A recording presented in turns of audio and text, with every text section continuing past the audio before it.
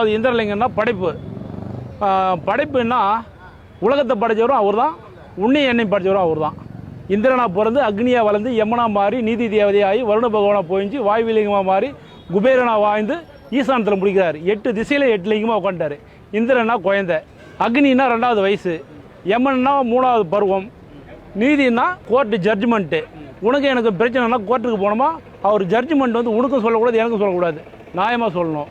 நீதி தேவதை வந்து அடுத்து வந்து வருணா மாதிரி இடி மின்னல் காற்று புயல் வெயில் குடிக்கும் தண்ணீரும் சுவாசிக்கும் மூச்சும் அவரே. எவரு? வருண பகவான்.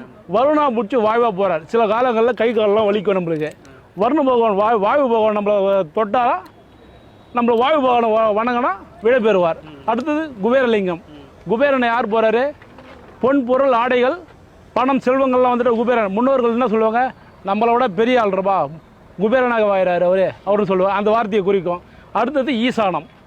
ஈசானம்னா சுடுகாடு.